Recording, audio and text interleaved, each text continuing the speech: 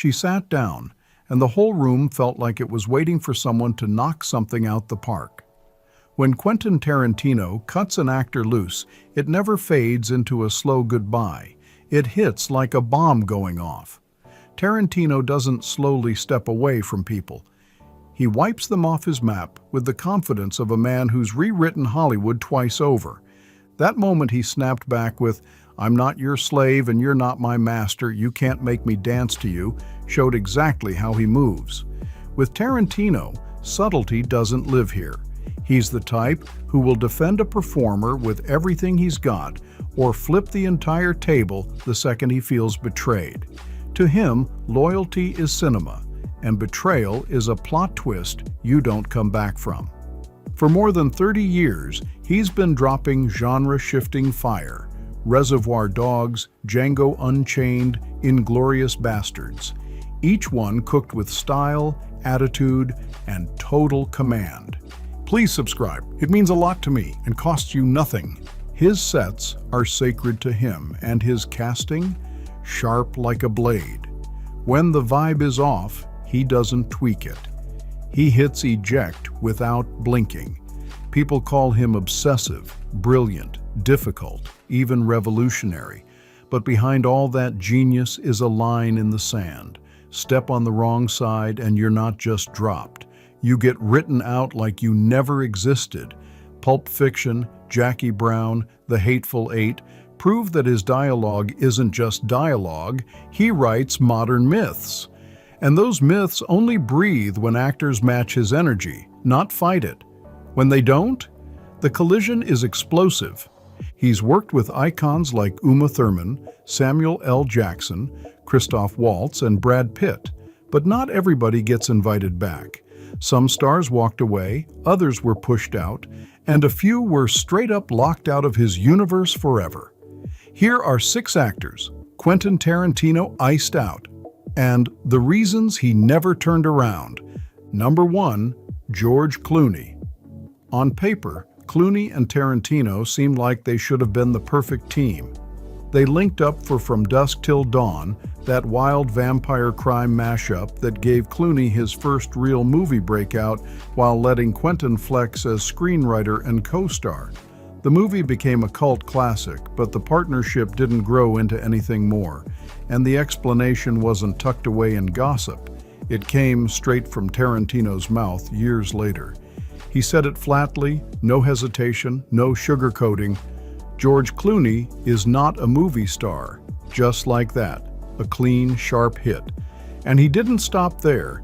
Tarantino challenged anyone to name a single Clooney masterpiece after the year 2000.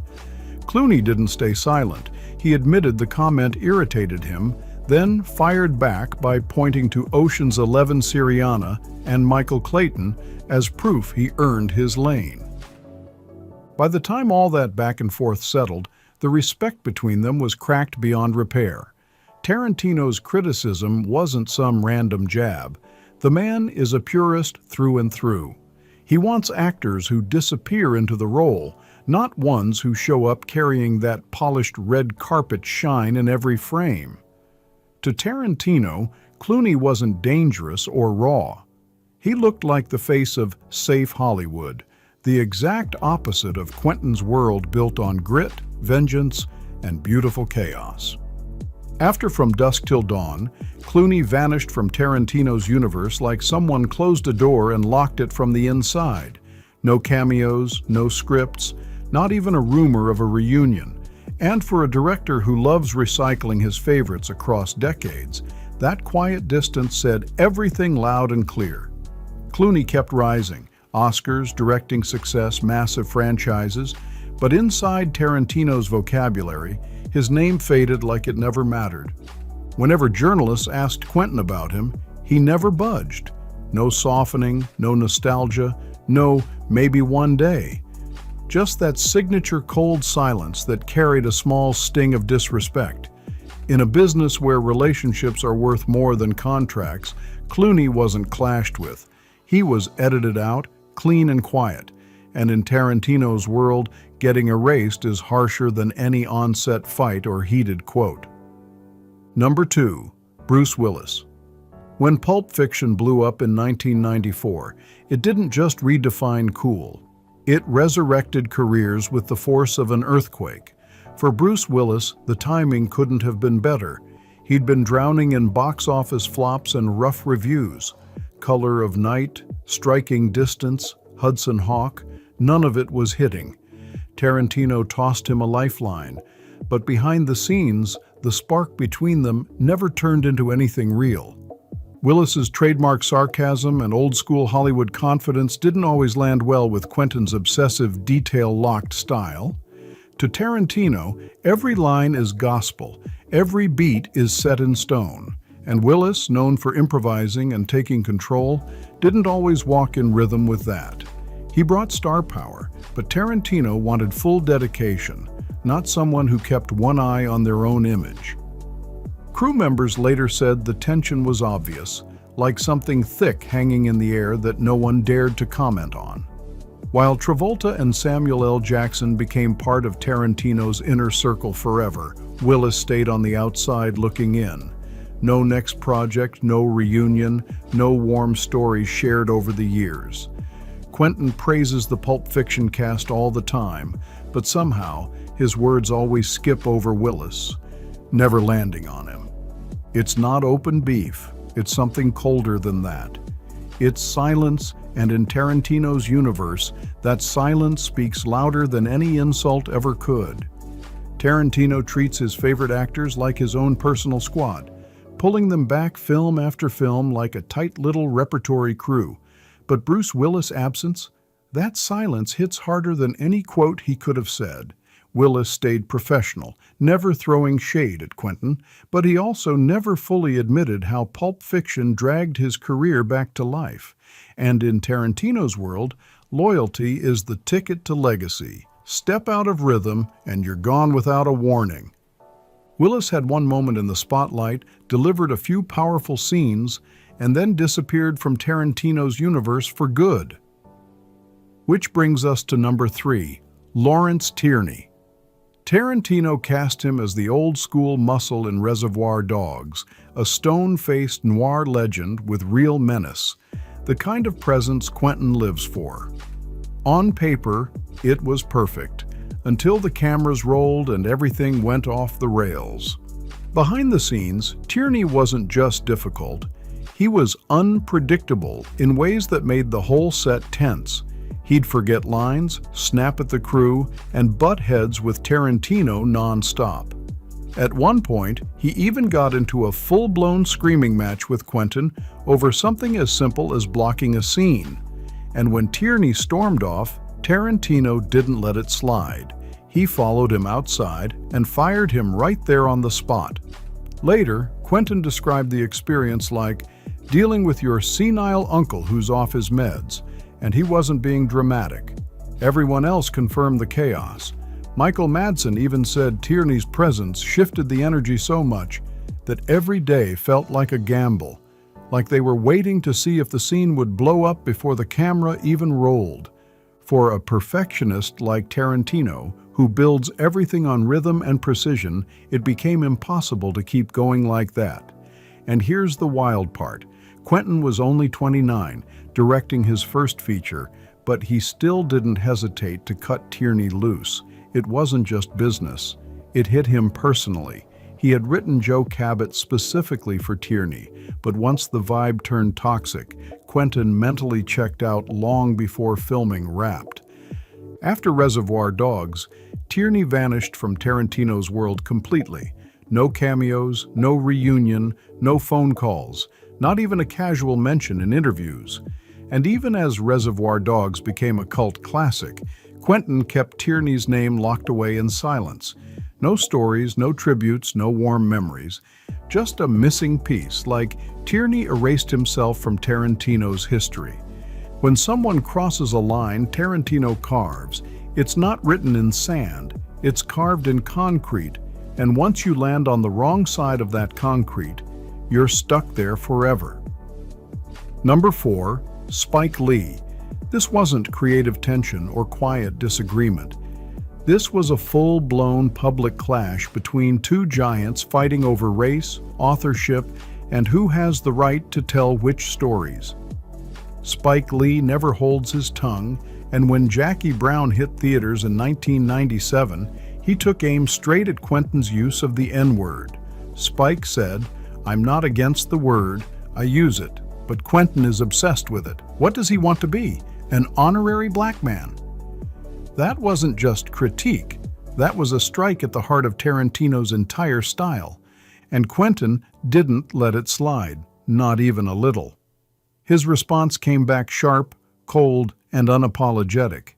If Spike Lee can't appreciate Jackie Brown, then I'm sorry for him. He has no right to tell any other artist what they can or cannot say. Then came the line that blew up headlines. Spike needs to shut the Feuds up. Even censored, it hit like a punch the whole industry felt. From that moment on, the break was permanent. When Django Unchained came out, the feud ignited all over again. Spike refused to even watch it, calling it disrespectful to my ancestors. Tarantino fired back even harder, saying, "I think his problem is that I'm doing it better than he is. He's just mad because I'm making the black movies he wishes he could make." That wasn't debate. That was war with no apologies and no middle ground. Look across Tarantino's whole career. He has worked with every type of actor, every background, every style, except anyone connected to Spike's circle. Their worlds never overlap. No panels, no interviews, no friendly nods. And that one quote, "He's just mad because I'm making the black movies he wishes he could make," slammed the door shut in a way that felt final. Number 5, Steve Buscemi. As Mr. Pink in Reservoir Dogs, he delivered one of indie cinema's most iconic rants and helped launch Tarantino's directing career. But after that breakout, something strange happened. Slowly and quietly, Buscemi drifted out of Tarantino's universe, almost like someone erased him with a careful hand. Fans noticed, theories grew, and the biggest example always circles back to that legendary tipping scene. Mr. Pink's rant, "Society says don't tip these girls, they're just doing their job," became one of the film's most famous lines. But whispers from behind the scenes suggest that moment might not have come entirely from the script. According to crew members, that rant may have been inspired by Buscemi himself off camera. Not hateful, just brutally honest in his own raw way. And some say Tarantino didn't love how close that connection was. Like the scene people quoted most wasn't fully his creation. Whether that's true or not, Buscemi's disappearance after Reservoir Dogs speaks for itself. One iconic role, massive impact, then silence. People around the set said Steve Buscemi had shared similar opinions off camera, and Tarantino didn't exactly appreciate it. Years later, assistants remembered Quentin half-joking, "If Emmy ever wants back in one of my movies, he'll be playing a waiter." Except everyone knew it wasn't really a joke. That call never came, and that role never existed. When people asked why Buscemi wasn't cast in Pulp Fiction or Kill Bill, Tarantino shut it down with one cold line. "Sometimes people get one shot, that's it." A brutal answer, especially since so many Reservoir Dogs veterans, Michael Madsen, Tim Roth, became recurring faces in his films. Buscemi never complained publicly. He built a heavy career with Fargo, Boardwalk Empire, and more, but fans still noticed Tarantino never reached out again. For a director famous for resurrecting forgotten legends and reusing the loyal ones, that silence was louder than any fight. Buscemi himself once said, "I haven't heard from Quentin in a long time, but I wish him well," calm and polite, but distant. In Tarantino's universe, grudges don't always blow up. Sometimes they fade until one actor's name quietly disappears from the casting board forever. Number 6, Warren Beatty. He wasn't just almost in Kill Bill, he was almost Bill. The entire character, the poetic menace, the tragic charm, the cold, controlled energy was shaped with Beatty in mind. This was supposed to be a reinvention, a massive comeback, a moment that would explode across Hollywood. Beatty even sat down with Tarantino and talked through the role, shaping pieces of Bill together before the camera ever rolled. But the partnership cracked fast. The issue was control. Beatty, being a director himself, wanted input, notes, tweaks to tone, shifts in approach. But Tarantino wasn't looking for a partner, he was writing a revenge opera, and in his world, the vision belongs to him alone. David Carradine, who eventually played Bill, summarized it in one clean hit. Warren was trying to direct the director. Quentin doesn't play that. The tension was instant and final. Tarantino never trashed Beatty publicly, but the silence around the swap said everything.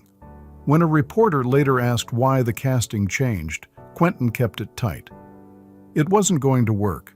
I needed someone who understood it wasn't their story. That line alone told the whole truth. In Tarantino's world, authorship is absolute. Every frame, every beat, every line belongs to him. Beatty's suggestions weren't seen as collaboration. They felt like intrusion. And just like that, the role slipped out of Beatty's hands and landed with Carradine. No announcement, no feud, just a clean surgical replacement. Carradine later shared that Quentin seemed lighter, almost recharged once Beatty was out, like a weight had dropped from the entire project. Beatty, for his part, stayed silent. No bitterness, no press attacks, no public drama, just absence. Their paths never crossed again. No panels, no festivals, no quiet reunions, nothing. In an industry famous for redemption arcs, their clean break felt almost shocking. And Tarantino never added more than that one sentence. I needed someone who understood it wasn't their story. And that was the end of Warren Beatty and his cinematic universe. No rewrites, no second chance, no open door. In Quentin Tarantino's world, it's not just about talent. It's about trust, loyalty, and total commitment to his vision.